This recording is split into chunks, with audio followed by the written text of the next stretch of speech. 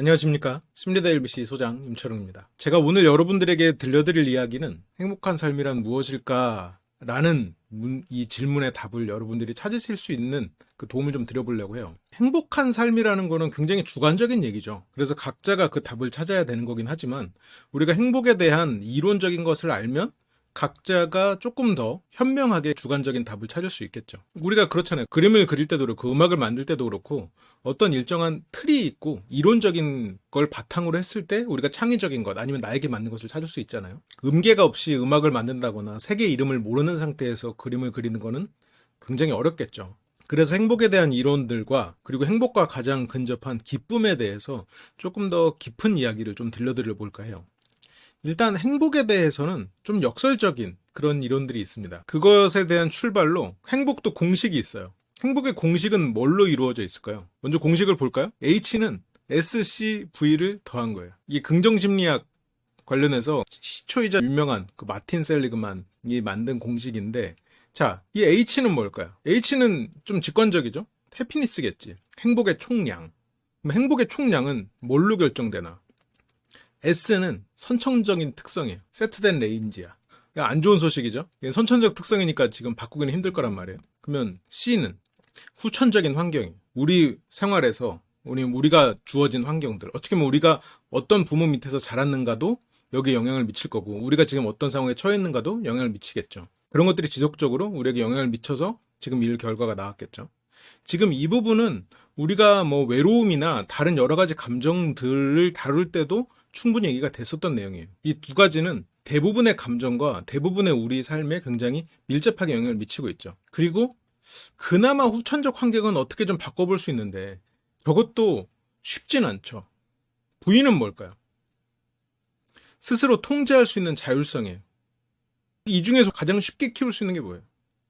하루만 좀 깊이 생각해도 스스로 통제할 수 있는 자율성은 키울 수 있어요. 그래서 이 행복의 총량을 키운다는 건 실제로 우리의 삶에서 통제할 수 있는 것을 늘려야 된다는 얘기예요. 스스로 어떤 감정을 확인하고 그 감정을 더 느끼기 위해서 우리가 더 의지를 갖고 행동해야 된다는 얘기지. 행복한 상황을 혹은 행복한 감정을 느끼도록 더 애써야 그것이 우리의 삶으로 들어온다는 얘기죠. 그리고 실현 가능한 어떤 목표, 그리고 그거를 목표를 세울 줄 알아야 되고 그 목표를 향해서 의지를 가지고 한 걸음씩 가면 저 H가 자연스럽게 커지겠죠. 우리가 관여해서 가장 쉽게 키울 수 있는 게 이 세 가지 중에서는 저 자율성이란 말이에요. 그러면 행복이 우연히 찾아온다고들 하잖아요. 행복이 우연히 찾아온다는 느낌이 왜 들까? 현재 우리가 어떤 시간하고 노력을 투자할 때 그걸 결정하는 요인들이 많은 사람들이 그렇게 생각하죠. 미래에 대한 상상과 걱정. 결국 이거는 미래에 대한 행복과 불행이에요.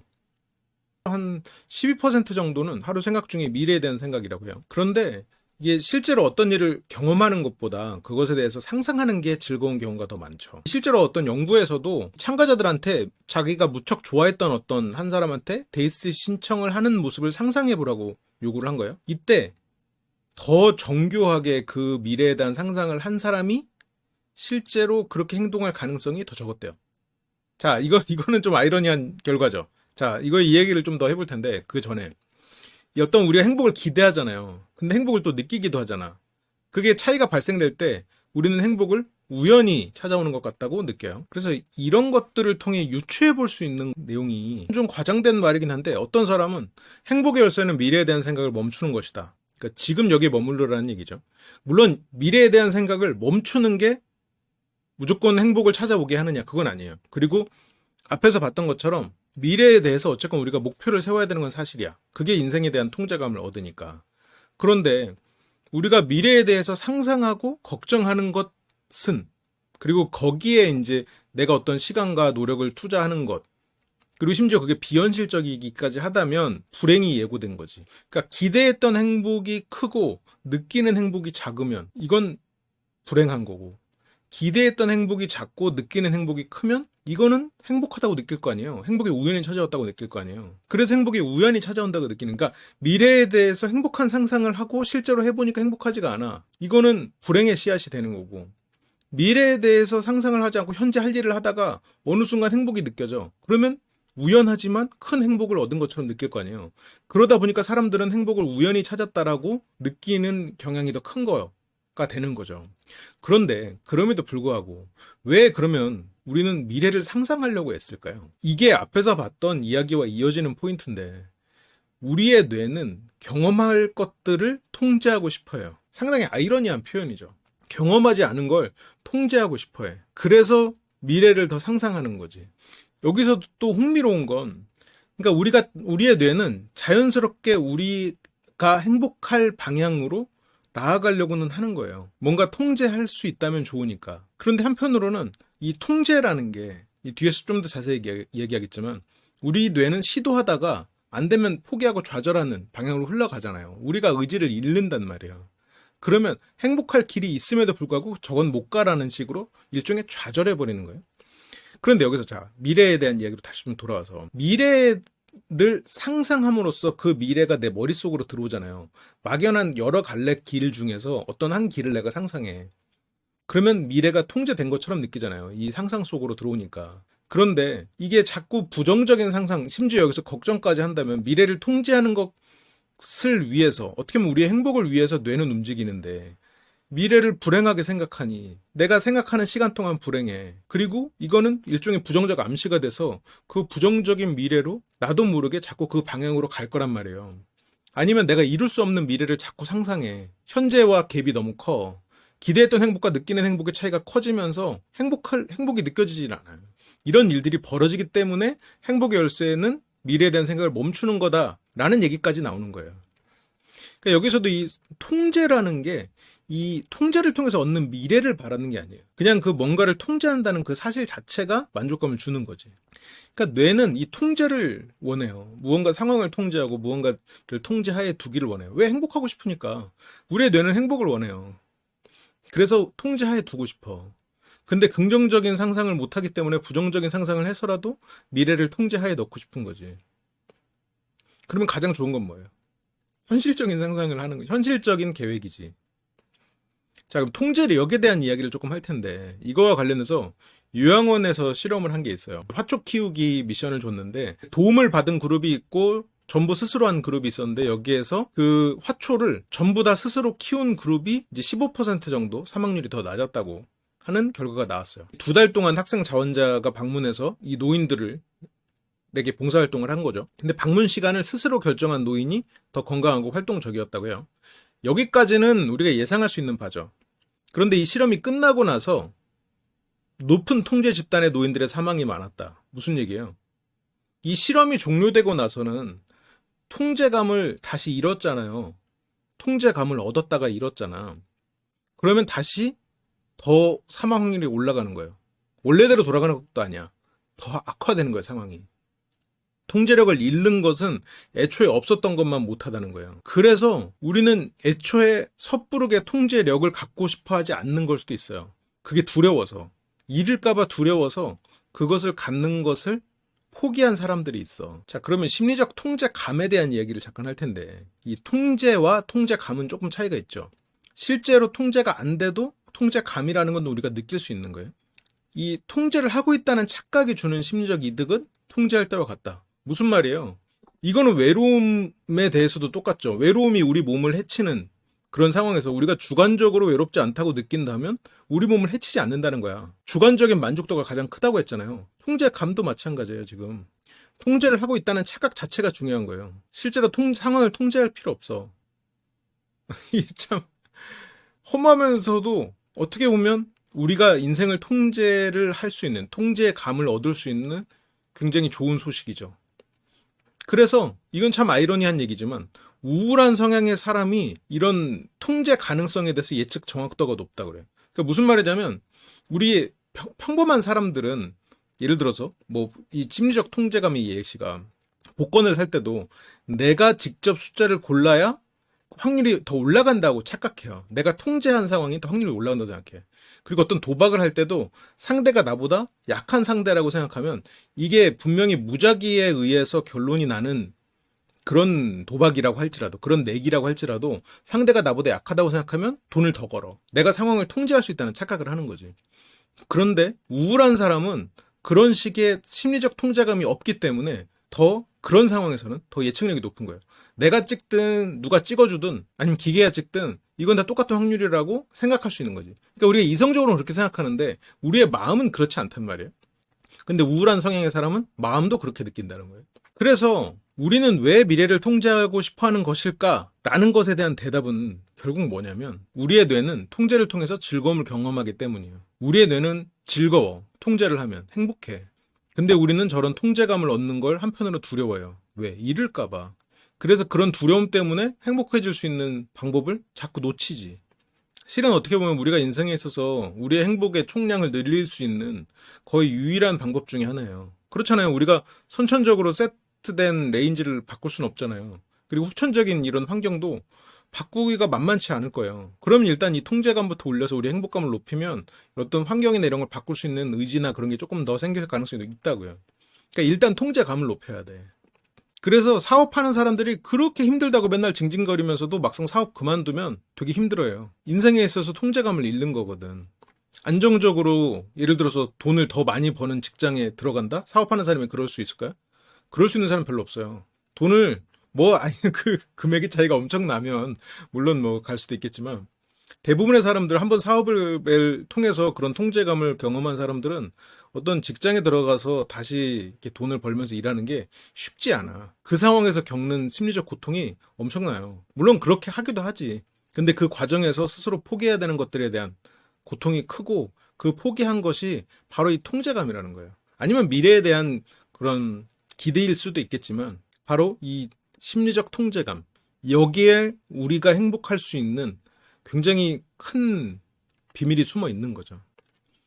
그럼 반대로 지금 상황은 어쩔 수 없어. 내 인생은 어쩔 수 없어. 그냥 모든 것이 다 남에 의해서 지금 내가 불행해졌어. 라는 생각을 하는 사람은 내가 할 수 있는 통제감을 놓아버리는 거지. 내가 할 수 있는 행복해질 수 있는 가능성을 놓치는 거예요. 그래서 이게 행복의 역설 중에 하나인데 모든 문제의 원인을 주변이나 타인을 통해서 찾는 사람은 행복해지기가 어려운 거예요. 그래서 문제의 원인은 나에게 있다고 잡는 사람은 상황을 통제할 수 있는 의지가 있단 말이에요. 통제감을 느낄 수 있는 가능성이 더 큰 거지. 왜냐면 문제의 원인 내가 있으니까 내가 뭘 바꾸면 된다. 아니면 내가 무언가를 바꾸고 있다는 그 통제감 자체가 이 사람에겐 더 많을 수 있다는 거예요. 그래서 결국 그런 사람이 더 행복해지는 거지. 어떤 일을 겪었느냐가 중요한 게 아니에요. 내가 얼마만큼 통제감을 가질 수 있느냐가 차이인 거지. 그게 이제 행복의 공식을 통해서 얻을 수 있는 비밀이죠. 그러면 자, 행복의 유효기간, 행복의 역설이 또 있는데 행복의 유효기간은 얼만큼이에요? 영원한 행복이랑 유효기간에 있는 행복. 여기에 있어서 질문을 하나 던져야 돼. 어느 쪽이 생존에 유리했을까? 너무 쉽죠? 유효기간이 있는 행복을 가진 쪽이 생존에 유리했어요. 그래서 우리 머릿속에 행복은 유효기간이 있는 거예요. 행복을 한번 느꼈을 때 이 행복을 영원히 느끼면 상황에 안주해버려. 그래서 더 이상 발전이 없어. 그래서 생존하기가 어려워질 가능성이 있어요. 더구나 어떤 상황에 적응한다, 환경에 적응한다 이런 측면에서도 영원한 행복이 있는 쪽은 어떤 환경이나 이런 변화에 적응하는 거가 어려워요.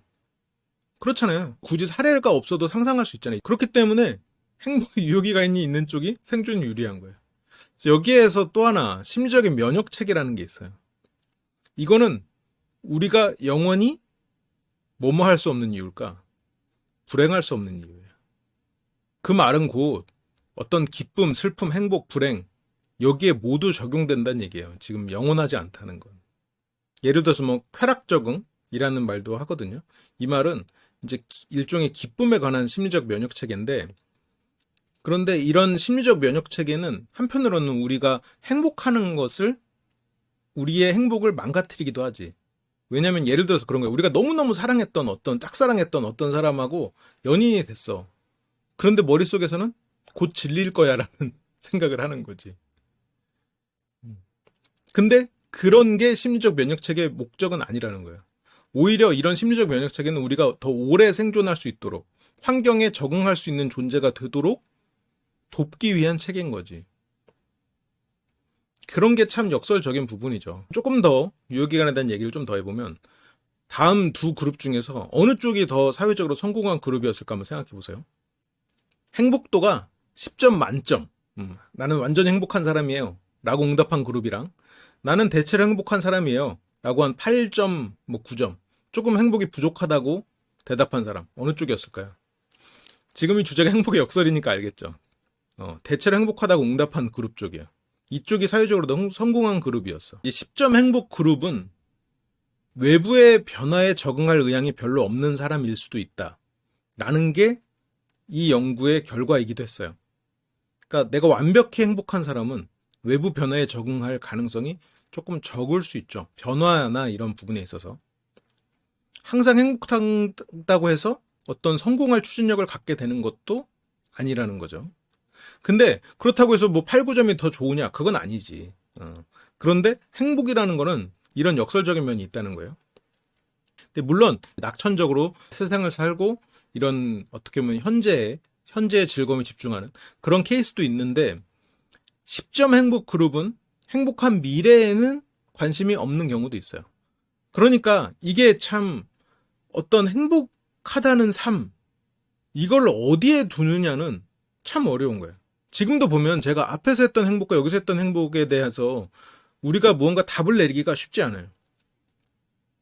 우리가 10점 행복을 추구해야 될까요? 그러면? 아니면 8, 9점 행복을 추구해야 될까요? 사회적인 성공을 위해서? 그렇진 않아. 그렇다고 해서 10점 행복인 상태가 최고냐? 그것도 아니라는 거지. 우리 삶에서 정답을 각자가 찾아야 되고 그리고 그 안에서 정답이라는 것도 없을지도 몰라요. 그런데 그럼에도 불구하고 앞에서 봤던 행복의 공식이라는 건 존재해. 우리가 통제감을 가지면 우리가 삶에 있어서 행복의 총량이 올라가요. 그리고 또 하나는 우리의 삶에 기쁨이 많다면 우리의 삶이 더 행복해지겠죠. 그걸 추구하는 삶을 살아야겠죠. 그러기 위해서 이 기쁨이 충만한 삶이라는 게 무엇일까? 이 얘기를 조금 드릴게요. 이 기쁨이 충만한 삶이라는 것, 이거와 관련해서 좋은 연구가 있어서 한번 가져가 봤어요. 이 마리나 박사라는 분이 쓴 칼럼의 내용이기도 한데 여기에서는 이렇게 제목을 잡을 수 있을 것 같아요. 기쁠 때 머릿속에서 어떤 일이 벌어지나. 우리가 이제 기쁨을 생각하면 이제 어떠한 감각 아니면 이런 생각, 기쁘다는 생각 그렇게만 받아들이기 쉬운데 실은 이 뇌에서 일어나는 우리가 기쁘다는 그 상태는 이 감각 세계를 경험하는 방식이라는 거예요. 그러니까 이게 어떠한 내가 기쁘다는 그 감각이나 이 감정의 차원이 아니라 실은 이 기쁨은 어떠한 한 사이클로 이루어진다는 거지. 그 사이클은 이따가 뒤에서 좀 더 자세히 보겠지만 원팅에서 라이킹으로 가서 다시 러닝으로 가는 이 세 개의 사이클로 돼 있어요. 그러면 이 기쁨과 좋은 삶, 사람은 우리가 이제 어쨌건 행복한 삶을 위해서 좋은 삶을 살고 싶잖아요. 우리가 행복한 삶에서 한 차원 더 높은 건 기쁨이 충만한 삶이고 실은 그것의 궁극적인 목표는 우리가 좋은 삶을 사는 거잖아요.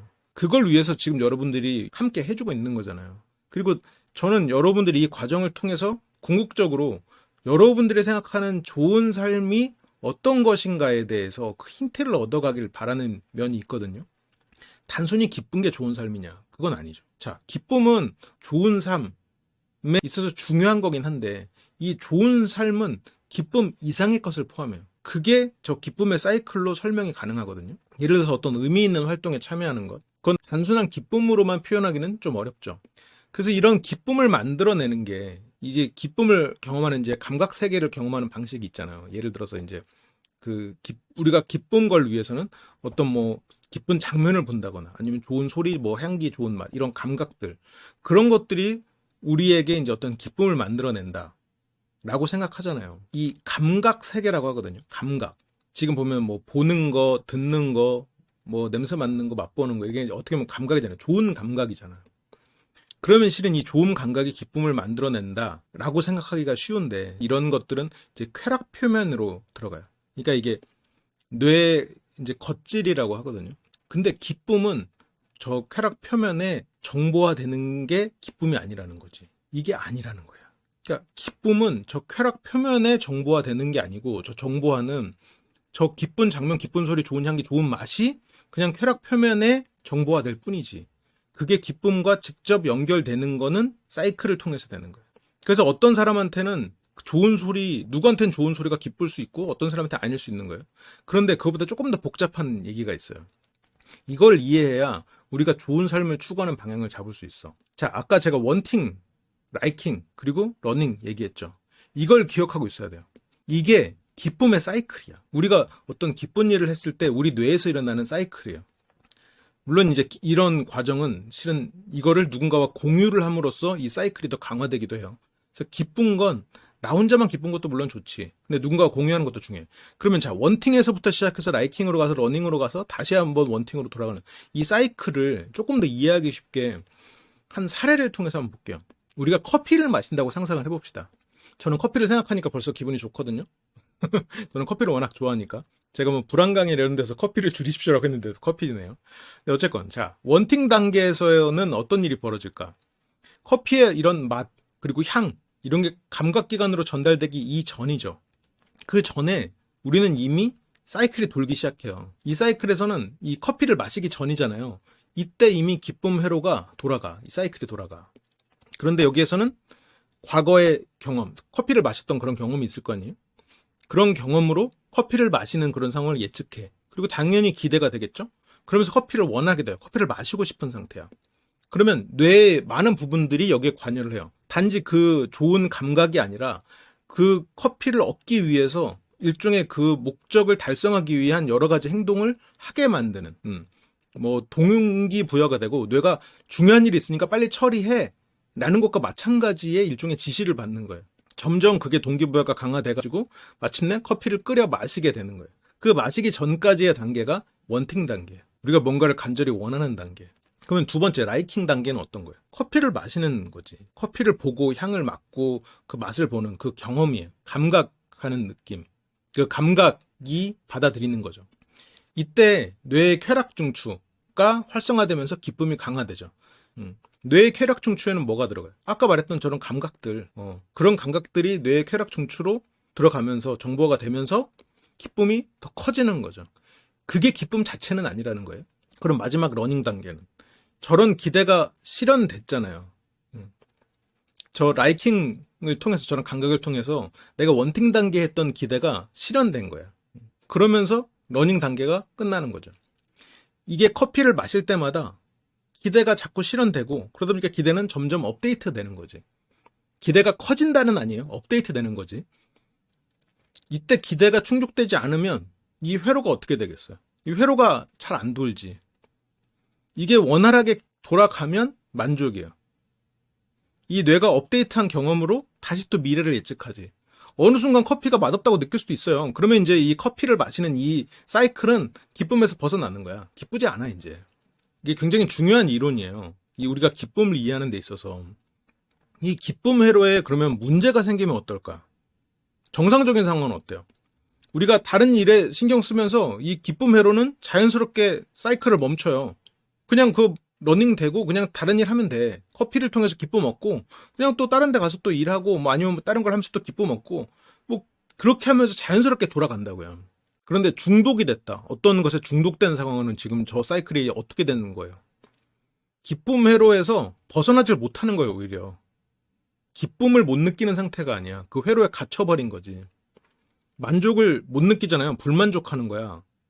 이 라이킹 단계로 들어가서 라이킹 단계에서 충분히 만족을 못하니까 원팅 단계에 거의 머물러 있는 거나 마찬가지인 거예요.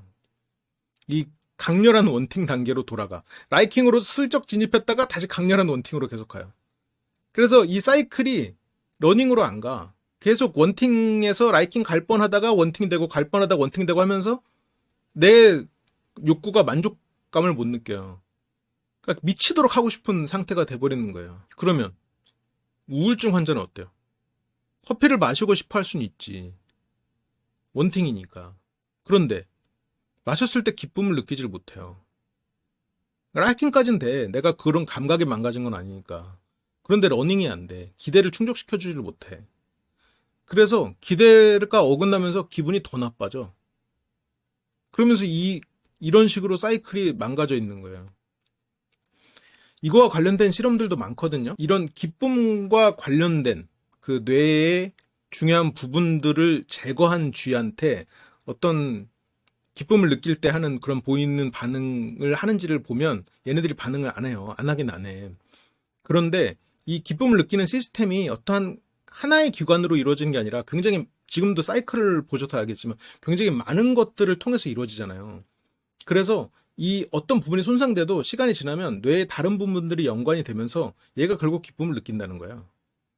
다른 부분들이 협력해서 이 손상된 부분을 보상을 해서 얘네들이 느끼기도 한다는 거죠. 그러니까 지금 저 회로가 망가지면 지금 저런 문제들이 생기는데, 한편으로는 뇌가 망가져도 우리가 노력한다면 기쁨 회로를 만들어낼 수도 있다는 얘기거든요. 그런데 자, 지금 여기에서 여러분들이 조금 눈치를 채셨을지 모르겠는데 기쁨이 지금 두 가지예요. 하나가 아니야. 앞에서 보였던 것도 두 가지로 해석이 돼요. 하나는 쾌락적인 거야. 헤도닉이라고 그래요. 이거는 방금 예를 들었던 어떤 커피나 이런 뭐 성관계나 우리가 그 쾌락을 즉각적으로 느낄 수 있는 것들이지. 이게 기쁨의 사이클을 만드는, 아까 예시를 들었던 거죠. 그 커피. 그런데 우리가 기쁨을 만드는 데는 제가 좋은 삶을 얘기했을 때처럼 다른 것이 있어요. 그거는 의미 있는 것이에요. 이 의미 있는 것에는 봉사나 감사를 표시하는 것, 이런 것들이 포함돼요. 그냥 단순히 이 헤도닉으로 해석할 수 없는 것들이 존재한다는 거예요. 뭐 유데모닉이라고 읽기도 하고 에우데모닉이라고 읽기도 하는데, 이거를 그냥 이제 번역이나 이런 걸 단순히 보면 헤도니아는 어떤 단순 쾌락, 그리고 유데모니아는 이제 행복으로 번역되는 경우가 있어요. 그런데 이 의미 있는 것, 유데모닉 같은 경우에는 이 순간, 저거를 하는 순간에는 즐거움이 느껴지지 않는 경우도 있어요. 심지어 고통스럽기도 해. 우리가 솔직히 감사를 표시하는 순간이 고통스럽기까지는 안 하지만, 뭐 봉사 같은 거는 고통스러울 수 있죠. 하는 순간엔 되게 힘들 수 있지. 근데 그게 우리에게 즐거움을 준단 말이에요, 분명히. 물론 봉사를 통해서 즐거움을 못 얻는 사람이 있어. 그게 잘못된 건 아니에요. 근데 어떤 몸이 고통스러운 걸 통해서 즐거움을 얻는 경우가 많단 말이에요. 꼭 봉사가 아니어도. 이런 경우는 어떤 우리가 어떤 경험을 한 것이 의미 있는 것으로 해석될 때 우리가 기쁨을 추론할 수 있다고 표현해요. 그러니까 우리의 행동이 의미가 있다면 그것이 시간이 지나서 해석이 기쁨으로 해석된다는 거지. 그래서 이 고통과 기쁨에 대한 얘기를 잠깐 좀 해보면, 이 신경과학에서 고통하고 쾌락이 밀접한 것을 밝혀냈어요. 그렇다고 기쁘기 위해서 일부러 고통을 만들어낼 필요는 없는데, 이 고통하고 기쁨, 이 쾌락이, 예를 들어서 이게 가장 선명하게 드러난 실험은 헛통증 환자. 왜 아픈지 모르겠는데 아파. 정신적으로 아픈 것이 몸에 나타나는 일종의 그런 병인데, 이 헛통증 환자한테 쾌락 중추에 전기 자극을 했어요. 어떻게 됐을까? 쾌락 중추에 자극을 했으니까 즉각적으로 증상이 완화가 됐어요. 그런데 20Hz일 때 이걸 높이면 똑같은 부분인데 통증이 더 심해져요. 더 세게 전기 자극을 하면 왠지 증상이 완화가 됐으면 더 많이 완화가 돼야 될 것 같은데 그렇지 않다는 거예요. 고통이 와버려. 뇌에서 쾌락이랑 고통을 처리하는 부위가 정확히 일치한다는 거예요. 예를 들어서 뭐 러너스 하이 같은 그런 거 있죠. 그래서 도파미네이션이라는 책에 보면 어떤 지속적인 쾌락에 노출이 되면 오히려 고통이 증가할 수 있다라는 얘기를 해요. 거기에서는 이제 저울의 예시를 드는데, 마치 저울처럼 한쪽에 쾌락이 계속 쌓여가면 그걸 수평을 유지하려고 고통도 가중되다가 결국 저울 자체가 고장난다.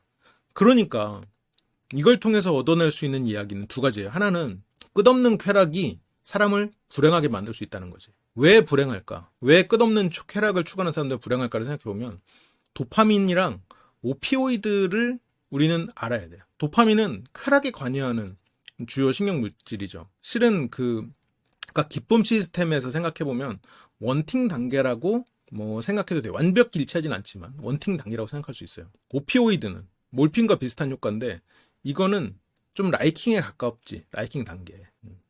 도파민은 커피를 마시도록 동기를 부여하고, 근데 커피를 마실 때 보상을 주진 않아요. 오피오이드는 커피를 마실 때 분비돼요. 그러면 끝없는 쾌락을 추구하는 경우에는 어떻게 될까? 도파민의 노예가 되겠지. 오피오이드는 얻지 못하겠지. 점점 오피오이드는 얻기 힘든 상태로 빠져들고 도파민이 넘쳐나면서 무언가를 미친 듯이 하긴 하는데 행복하진 않은 상태가 올 수도 있겠죠. 이 뇌는, 기쁨은 뇌의 다양한 영역 사이에서 어떻게 의사소통을 하는가. 그러니까 우리가 어떤 감각을 얻는가가 기쁨을 주는 게 아니라 기쁨은 이 뇌가 다양한 영역 사이에서 어떻게 의사소통하는가. 우리가 어떤 감각을 얻어도 뇌에서 기쁨을 추론해낼 수 있어. 야, 그거는 의미 있는 행동이야. 그것은 너에게 어떤 의미가 있어. 그것은 타인에게 어떤 의미가 있어. 세상에 어떤 의미가 있었어. 그러면서 얘네들이 뇌에서 의사소통을 하면서 그 기쁨을 만들어내는 거거든요. 그래서 이 도파민과 오피오이드 자체가 실은 그 기쁨을 설명할 수 있는 건 아니에요. 그 기쁨의 사이클 중에서도 뭐 한 부분과 이제 매칭돼서 얘기를 할 수는 있겠지. 하지만 그 자체는 아니라는 거예요. 예를 들어서 뭐 고생 끝에서 느끼는 어떤 성취나 뭐 감사, 사람들 사이에서 느껴지는 애정, 연민 이런 것들은 이 기쁨을 느끼는 부위랑 다른 부위들을 연결시킨다는 거예요. 여러 가지 방법으로 연결시킨다는 거지. 자, 그러면 이걸 통해서 유추해 볼 수 있어요. 좋은 삶이란 뭐야? 지금 이런 이론들을 통해서 우리가 유추해낼 수 있는 좋은 삶이란 이런 뉴런들의 연결로 기쁨을 느끼듯이 이런 헤도닉이나 에우데모닉의 다양한 연결을 통해서 이루어진다는 거예요. 헤도닉이 나쁘다는 거 아니에요. 이런 것들이 다양하게 연결돼야 된다는 거지. 조화롭게 연결돼야 된다는 거예요. 예를 들어서 이런 기쁨 회로가, 기쁨 사이클이 고통이나 연민, 보람 이런 것들을 담당하는 뇌의 다양한 부위와 연결될 수 있을 때 이게 무슨 말이에요? 기쁨이 삶의 다양한 경험과 연결될 수 있을 때 그게 좋은 삶이라고 볼 수 있다는 거예요. 행복은 어떤 관계나 노력, 고난의 극복에서 파생될 수 있다는 거지. 자, 그러면 제가 과제를 하나 드릴게요. 첫 번째로 내 삶에서 즐거운 건 어떤 게 있을까? 일단 구분은 나중에 하고 일단 생각나는 대로 한번 쭉 써봐요. 그리고 쓴 거를 보고 그런 키워드를 보고 거기에 따라서 이제 간단한 설명이나 사례 같은 걸 적어봐요. 그걸 적다 보면 1번에서 적지 않았던 그런 것들이 어떤 게 떠오를 수 있을 거예요. 그런 걸 적어보는 거예요. 그런 걸 쭉 적은 다음에 그 항목들을 보면서 그 각 항목별로 그 즐거움이 몇 점인지, 얼마나 지속되는지 그거를 1점부터 10점까지 점수를 매겨보는 거예요. 뭐 정확하게 하려면 그 평균 점수와 지속 시간을 곱해서 해야 되지만 그렇게까지 하는 건 좀 복잡하니까 그냥 점수를 한번 매겨보세요. 그 다음에 그걸 구분해보는 거예요. 뭘로? 앞에서 봤던 헤도닉이랑 에우데모닉으로 구분해서 각각 적어보는 거야. 각각 표를 나눠보는 거야. 그러면 알 수 있겠지. 내가 지금 내 삶에 에우데모닉과 헤도닉은 각각 몇 점일까? 구분해볼 수 있겠죠. 그리고 그게 점수가 나오면 내가 삶의 균형을 위해서 여기다가 뭘 추가할 수 있을지. 뭐 어떤 걸 더 늘릴 수도 있겠죠. 지금 너무 균형이 잘 맞춰져 있다면 그걸 그냥 그 상태대로 뭐 2배로 늘려볼 수 있겠지. 각각 다. 물론 우리의 시간이 한정적이니까 뭐 그대로 완벽히 2배까지 힘들겠지만 아니면 어떤 부분에서 불균형이 있다면 그걸 찾아낼 수도 있을 거고요. 그래서 이와 관련해서 마음설계임 책에 보면 감정의 레시피라는 파트가 있어요. 거기서 보시면 여러분들이 이제 앞으로 더 해나갈 부분들이 어떤 것인가에 대한 힌트를 얻을 수가 있는데 그 책에 있는 내용을 보시면 뭐 이거는 책에 있는 내용도 있고 책의 QR코드로도 보면 설명이 잘 돼 있으니까 간단하게 한번 넘어갈게요. 첫 번째는 이제 부정적인 감정의 재료를 찾아요. 그래서 감정 5개 찾고 그때 어떤 게 떠오르는지 찾고 두 번째는 긍정의 5개 찾아요. 보통 긍정 5개가 더 어려워요. 그 다음에 각각 재료를 재배치하는 거지. 부정적인 5개 감정에 긍정적인 행동을 배치시키는 거예요. 이거는 꼭 해보셔야 됩니다. 물론 이 책을 읽다 보면 당연히 해야 되는 파트예요. 굉장히 중요한 파트고. 그러면 이제 우리가 배웠던 거 한번 다시 한번 떠올려 볼까요? 제가 여러분들한테 정답을 정해두지 말라고 그랬어요. 어떤 이론에 매몰돼서 그 이론의 프레임 안에 자기를 끼워 넣지 말라고 그랬죠. 그게 답이 아닐 수 있다는 거지. 거기서부터 우리는 출발해서 여기까지 왔죠. 그리고 감정 문해력 이것을 찾아드리기 위해서 되게 노력했어요. 우리가 강의를 통해서 애썼죠. 그게 이제 어떤 우리가 증상, 어떤 상태, 그거 이면에 감정의 존재를 의심하고 알아채는 거. 그리고 셀프 디스턴싱. 한 걸음 떨어져서 보는 거. 어떤 게 있었죠? 2인칭으로 역지사지해 보는 거. 3인칭으로 타인의 관점. 그리고 루비치라면 어떻게 할까? 그런 걸 통해서 우리가 했었고. 그리고 이성의 힘. 근거 구분하고 추리하는 거. 그다음에 반박하기, 다른 가능성 찾기, 오류 찾기. 이런 것들을 통해서 이성의 힘을 발휘하는 걸 해봤었죠. 그리고 멘탈라이징. 돌아보기인데 자기 행동의 출발점으로 돌아가는 거 우리가 해봤었죠. 그리고 이게 굉장히 중요한 부분인데 타인한테 먼저 손을 뻗기, 여러분들이 주변 사람들한테 베푸는 거 우리가 시도를 지금도 해보고 계시죠. 계속 꾸준히 해야 되는 부분이에요. 그래서 그걸 통해서 얻어질 수 있는 게 공동조절. 자기 조절이 높은 사람들이 상호작용을 통해서 어떤 시너지가 나는 것들.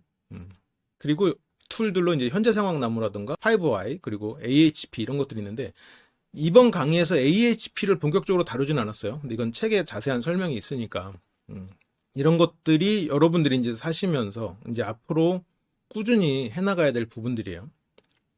자, 그러면 제가 한 가지만 좀 더 가르쳐 드릴게요. 이건 제가 실은 지난 시간에 이거를 이번 시간에 하겠다고 한 내용이거든요. 그게 뭐냐면 우리 신체를 제어한다는 것, 그거에서 가장 유용한 툴이 마인드풀리스예요. 마음 챙김 명상. 근데 이거는 뭐 명상을 제가 여러분들과 함께 한다 이런 게 아니고 이 원리를 아시면 굳이 마음 챙김 명상을 그대로 따라하지 않으셔도 여러분들이 충분히 효과를 얻으실 수 있거든요. 근데 그러면 마음 챙김 명상은 뭐냐? 잡념을 컨트롤해서 뇌를 쉬게 만드는 거예요. 이게 뇌과학이랑 정신의학에서 상당히 유용한 툴이다. 이 효과가 있다라고 증명이 계속 되고 있거든요. 그러면 이 마음 챙김 명상은 뭐냐? 이 마음 챙김 상태를 훈련하는 거예요. 그러니까 명상이 원래 정신 훈련을 얘기하는 거니까 명상 중에서 마음 챙김 명상이 있는 거지. 마음 챙김 상태를 훈련하기 위해서. 그럼 마음 챙김 상태는 뭐냐? 굉장히 특별한 상태가 아니에요. 그냥 우리가 우리의 마음이 지금 어떤 상태인지 그냥 지금 이 순간 내 마음이 어떤지를 그냥 아는 거야. 이거는 결국 현재에 머무르라는 앞의 이야기와도 일맥상통하는 얘기가 되는 거죠. 이게 하여튼 몇 년 전부터 실리콘밸리 CEO들 사이에서도 유행처럼 번져갔어요. 근데 왜 그럴까? 이 실리콘밸리 CEO들을 생각해보면 앞에서 행복도가 10점인 사람들이 아니잖아요. 8, 9점인 사람들이라고. 행복에 있어서 완벽함을 느끼지 못하는 사람들이라고요. 근데 왜 그러겠어? 뭔가 해야만 하는 사람들이야. 하지 않는 상태를 굉장히 죄악시하는 사람들이죠. 근데 물론 그게 나쁘다는 건 아닌데 그런 상황에 있다 보니까 굉장히 압박을 받아요. 항상 성공, 목표, 그러다 보니까 이제 효율적인 것, 더 효율적인 것, 그리고 혁신 계속해서 바꿔야 되고, 어떤 경쟁을 해야 되고, 이런 데 놓이다 보니까 이제 그 행복도가 높아지기가 어렵고, 뇌는 항상 지친 상태가 되고, 그러면서도 감정을 조절을 해야 되는데, 그게 쉽지가 않은 상태가 되는 거죠. 그러면 이 뇌는 대체 왜 지치는 거야? 생각이 많으니까 지치죠. 그런데 그 중에서도 과거 경험을 떠올리고, 미래를 걱정하고, 어떤 상상을 하는 것들, 이렇게 자꾸 뇌를 쓴단 말이에요. 불필요한데 뇌를 써, 심지어. 이런 부정적인 생각으로 쓸데없는 에너지를 낭비를 한단 말이에요. 그러니까 뇌가 자꾸 지쳐. 그럼 뇌가 지치면 어떻게 돼요? 이게 쉬지 않고 노동하는 거나 마찬가지예요. 이성적인 사고를 할 에너지가 없어. 우리가 이성의 힘을 쓸 에너지가 안 남는다고. 그러니까 짜증을 참을 수가 없게 되겠지, 단적으로. 그리고 몸이 피곤하다고 생각해버려. 뇌가 에너지를 다 써버리니까 몸한테 야 좀 쉬자 이렇게 얘기를 한단 말이에요. 그러니까 몸이 피곤해. 자, 그러면 이 마음 챙김 명상 어떻게 하는 건지 방법을 보면 뭐 하나하나 디테일하게 알려드린다기보다는 전체적인 큰 그림을 알려드릴게요. 일단 조용하고 편안한 곳에서 뭐 5분에서 10분 정도 호흡하면서 집중하는 건데 여기에서 중요한 것, 각자가 방법을 찾아도 좋아요. 일단 당연히 호흡하기 편한 자세를 만들어야겠죠. 앉아서 해도 되고 누워서 해도 돼. 그리고 호흡하면서 감각을 느끼는 거예요. 생각은 그냥 내버려둬. 그러면 감각을 느끼고 생각을 내버려 둔다면 자기 각자가 정한 자세에 굉장히 큰 영향을 받겠죠. 예를 들어서 누워 있어. 그러면 내 등이랑 뭐 이런 다른 부분이 바닥에 닿아 있는 그런 걸 충분히 느끼면 좋겠지. 어떤 중력이 나를 당기는 그런 느낌들. 호흡을 하면서 호흡을 내뿜으면서 몸이 더 가라앉는 그런 느낌들. 앉아있을 때는 내 손이 뭐 허벅지 위로 올라가 있으면 제일 편하겠죠. 그러면 손과 허벅지가 닿은 그 느낌. 바닥이 땅에 닿아 있어야겠죠. 바닥이 뭐 발바닥에 떨어져 있으면 불편하겠지. 그러면 발바닥과 땅이 닿은 느낌. 그런 감각들. 그걸 느껴보는 거예요. 그리고 호흡은 그냥 계속 하는 거야. 내 몸과 지구가 닿았다. 뭐 그런 상상을 해도 좋고요. 그리고 이 호흡을 할 때 배가 들쑥날쑥할 거 아니에요? 그런 부분을 더 느껴보는 거지. 이런 감각에 집중하는 거예요. 그러니까 여기서 중요한 건 호흡한다, 감각에 집중한다, 그리고 생각을 그냥 내버려둔다. 이것을 가장 편안하게 할 수 있으면 그게 가장 좋은 거예요. 그러면 생각을 어떻게 내버려둬? 이게 방관자로 생각을 바라보는 건데 여기에서는 어떤 생각이 올 거 아니에요. 어떤 생각이 갑자기 들 거 아니야. 그게 안 좋은 생각이든 좋은 생각이든. 그러면 생각이 왔네? 이러다 가겠지 라고 생각하고 호흡에 집중하는 거예요. 이런 어떤 마음에 어떤 생각이 들어올수록 더 호흡에 더 집중하면 돼. 그래서 생각하지 말아야지 이렇게 생각할 필요 없어요. 그냥 지금 생각이 떠오르는구나. 이건 그냥 잠시 스쳐 지나가는 그런 연기겠지. 그냥 그렇게 생각하면 돼요. 그냥 구름처럼 그냥 떠다니는 그런 상상을 하면 되죠. 그러면서 호흡에 결국 집중하는 거예요. 들이마시고 내뱉는 호흡에 집중하면서 어떤 배의 움직임도 느껴보고 호흡에 집중하면서 지금 여기에 머무는 거죠. 그러니까 지금 여기에 머물러야지 생각할 필요도 없어. 그냥 이렇게 편안하게 호흡을 하면서 어떤 생각을 그냥 그러나 보다 이렇게 하면서 그냥 지나가는 나는 제3자인 거지. 그걸 하면 자연스럽게 현재에 집중하게 돼요. 근데 여기서 중요한 거는 이런 나 자신하고 이런 잡념을 동일시하지 않는 거예요. 그러니까 내가 어떤 잡념이 들 수 있지. 그게 나 자체는 아니라는 거예요. 그냥 나라는 건 있고 여기에서 그냥 구름처럼 가는 거야. 나는 하늘이고 구름 같은 잡념이 그냥 떠다니는 거지. 어느 날은 뭐 맑을 수도 있고 어느 날은 뭐 좀 비가 오는 날도 있을 수 있겠지. 그래도 하늘은 하늘인 거예요. 그게 마음 챙김 방법이에요. 그러니까 마음 챙김은 우리가 평소에도 자주 경험하는 거예요. 그런데 이제 그런 상태를 더 훈련하는 것 뿐이지. 나중에 우리가 뭐 장기적으로 이런 걸 같이 해볼 수도 있겠지만 일단은 자기가 맞는 어떤 생각을 비워내는 방식으로. 그러니까 비워낸다기보다는 그냥 지나가게 방관해보는 그런 훈련이라고 생각하고 해보시면 될 거예요. 그러니까 결국 이거는 지금 여기 이 상황에 집중한다예요. 여기까지가 제가 여러분들에게 알려드린 툴이 되는 거죠. 그러면 진짜 마지막으로 마음의 건강을 유지하는 방법이 뭘까? 이제 저 같은 경우는 이제 다이어트를 좀 오래 했거든요. 처음에는 물론 지금도 뭐 날씬한 몸은 아니지만 어렸을 때 워낙 뚱뚱했었다 보니까 다이어트를 꾸준히 해야 돼요. 근데 이제 처음 다이어트를 할 때는 막 하나하나 적어가면서 먹는 거, 먹어야 될 거, 안 먹어야 될 거, 뭐 운동하는 양, 그래서 칼로리 계산해가면서 막 음식도 종류 정해가면서 그렇게 했단 말이에요. 근데 지금은 그 다이어트 하는 그 기간 중에도 내가 생각하는 대로 해요. 그러니까 어느 정도 이게, 이건 먹어도 되겠다, 이건 안 먹어도 되겠다. 그러니까 식단을 정하지 않아도 내가 체중을 감량할 수 있는 그 식단이 뭔지 대충 알지. 그러니까 식단을 짜지 않아도 똑같은 식사를 하면서도 살이 찌지 않는 걸 그냥 집어 먹는 거예요. 살이 덜 찌는 거를. 그리고 이 정도 양이면 멈춰야겠다. 그냥 그런 감이 생기는 거죠. 그러니까 여러분들이 어떤 마음의 건강을 유지한다, 아니면 앞에서 봤던 마음 챙김 같은 경우에도 처음에는 하나하나 디테일하게 어떤 미션에 따라서 호흡도 해가면서 생각도 따라가고 이러는 게 필요할 수도 있어요. 근데 궁극적으로는 여러분들이 각자의 방법을 찾는 게 좋을 수 있는 거죠. 그냥 자연스럽게 그냥 생각을 떠나보내는 방법을 찾는 거거든요. 마음 건강을 유지하는 것도 똑같아요. 마음 건강을 어떻게 유지하지? 근데 이거는 우리가 직관적으로 알 수 있어요. 뭐에 비유하면? 몸 건강을 유지하는 거에 비교하면, 이걸 비유하면 바로 알 수 있죠. 한번 떠올려 보세요, 여러분들이. 몸을 건강하게 하려면, 뭐, 그 중에서 가장 이제 우리가 확실하게 생각해 볼 수 있는 게 근육을 키우는 거잖아요. 근육을 키울 때 어떻게 해야 돼? 몇 가지 요소들이 있죠.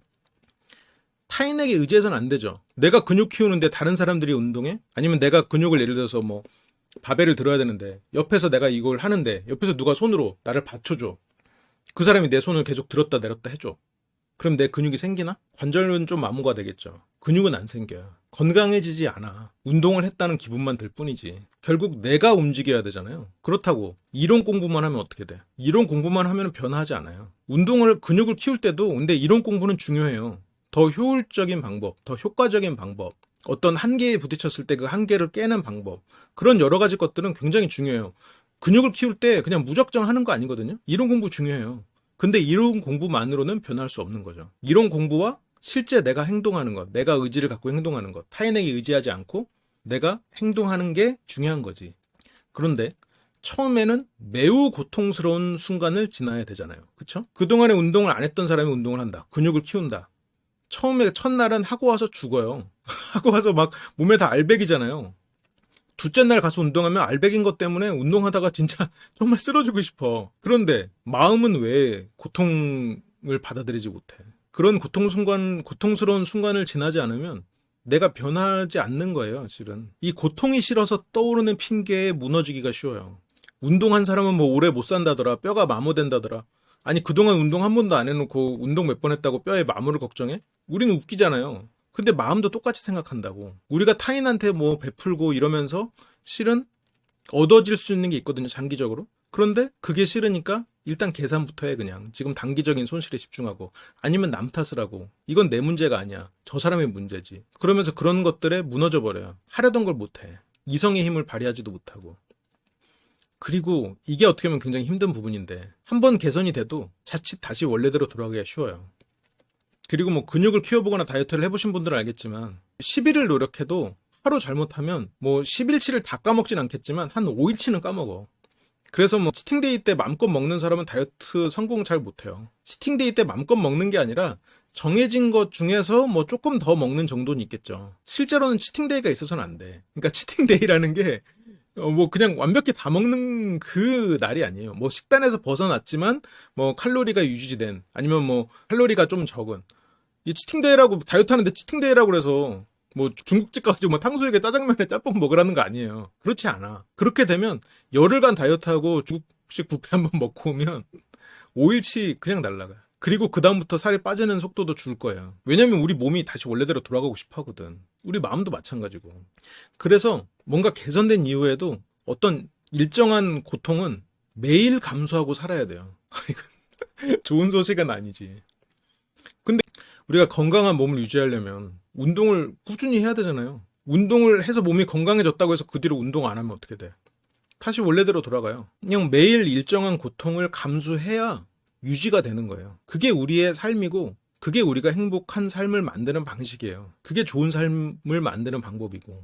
그런데 반대로 아무런 노력을 하지 않으면 결국 장애가 될 수 있죠. 운동을 아예 안 해. 몸을 아예 안 써. 그러면 우리는 언젠간 움직일 수 없는 몸이 될 거예요. 어느 부분에 장애가 생길 거야. 그렇게 장애가 생긴 다음에는 어떤 개선하려는 시도가 독이 돼요.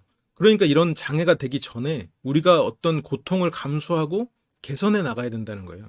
한번 이런 장애가 생기면 어떤 노력을 통해서 무언가를 하려는 게 우리 몸을 오히려 해쳐버리는 수가 있단 말이야. 그리고 과한 약물의 도움은 부작용이 생길 수 있다. 예를 들어서 뭐 근육을 키울 때 어떤 스테로이드를 맞는다거나 했을 때 이게 우리 몸이 그런 스테로이드와 관련된 어떤 호르몬을 만들어내는 힘을 잃어버리지. 그러니까 물론 우리가 이제 마음의 건강을 위해서 약물이 필요한 경우 있어요. 약물이 나쁘다는 건 아닌데 그것에만 의존했을 때 우리가 얻을 수 있는 다른 혜택들을 놓친다는 거죠. 이게 어떻게 보면 성장의 기회라는 거예요. 자, 이렇게 제가 준비한 강의는 여기서 끝이 났어요. 그리고 여러분들의 삶은 이것을 통해서 어떤 힌트를 얻고 이제는 여러분들의 몫이 되는 거죠. 그리고 이 강의는 여러분들이 필요한 부분을 두고 보시면서 오실 때마다 어떤 새로운 것, 여러분들이 그 상황에 처했을 때 어떤 새로운 것을 얻으실 수 있도록 제가 최대한 구성을 했어요. 그러니까 지금은 이런 강의 중에서 이 파트는 나한테 그냥 별로 도움이 안 되는데 생각하고 넘어가셨을지도 몰라요. 그런 부분이 있었을지도 몰라요. 그런데 이게 여러분들이 시간이 지나서 어떤 마음에 대해서 여러분들이 계속 훈련을 하고 삶이 계속 개선되다 보면 어느 시점이 됐을 때 내가 이때 그냥 놓쳤던 부분, 나한테 중요하지 않다고 생각했던 부분이 되게 중요하구나라는 느끼는 시점이 올 수도 있어요. 왜냐면 삶에 대한 관점이 계속해서 바뀔 거거든요. 그리고 당신 자체가 가지는 의미가 실은 굉장히 크잖아요. 우리가 가지는 의미가 크고, 그리고 우리가 통제할 수 있다는 게 굉장히 많다는 사실을 굉장히 잊고 살아. 그리고 그것을 기억하거나 아니면 만들어내거나 아니면 거짓되게 흉내를 낸다고 하더라도 우리는 결국 그것을 얻게 되거든요.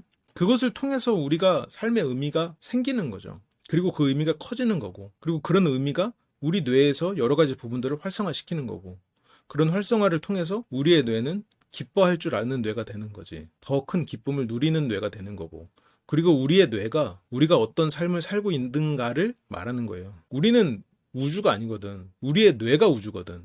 그래서 우리의 뇌에 어떤 것을 넣고 우리의 뇌가 어떤 것을 익숙하게 만드는가는 우리의 몫이에요. 아무튼 그래서 도움이 되셨길 바라고, 정말로 어떤 삶을 진짜로 변화하기 위해서 필요한 내용들을 정말 꾹꾹 눌러 담았어요. 그 중에서 이제 특히나 이제 감정과 관련된 부분들을 최대한 많이 담으려고 했었고, 그런 것들을 통해서 이제 이 강의에서는 어떤 방향을 가지고 가야 되는가, 그것에 대한 어떻게 보면 힌트죠. 그러니까 제가 오늘 말씀드린 좋은 삶, 행복한 삶은 하나의 방향성에 대한 힌트지 여러분들이 그것을 꼭 추구하라는 말씀은 아니에요. 각자가 생각하는 방향이 있을 수 있죠. 근데 그것에 대한 힌트를 좀 얻기를 바라는 마음에서 좀 강의를 만들어 봤고, 다음 시간은 이제 라이브죠. 그 시간을 통해서 여러분들이 가진 여러 가지 궁금증, 그리고 이것을 통해서 얻은 부분들 중에서 혹시라도 좀 부족한 부분이 있거나 아니면 이런 것들을 이제 앞으로 행해 나갈 때 어떤 걱정되는 부분들, 아니면 잘 모르겠는 부분들, 뭐 해소되지 않은 부분들, 어떤 것이든 좋아요. 그런 것들을 이제 다음 시간에 모아서 여러분들과 같이 얘기를 좀 나눠보면서 하겠습니다. 또 아쉬워서 여러 가지 말이 또 길어지네요. 그러면 라이브 때 뵙겠습니다. 감사합니다. 라이브 다시 보기 멤버십이 되시면 더 풍부한 분석과 리뷰들을 풀버전으로 다시 보실 수 있습니다. 심리대화 학교 멤버십이 되시면 주말 특별 라이브를 통해 소규모 그룹 카운셀링과 심리대화 훈련을 하실 수 있습니다. 설명란을 참조해 주세요. 항상 시청해 주셔서 감사드립니다.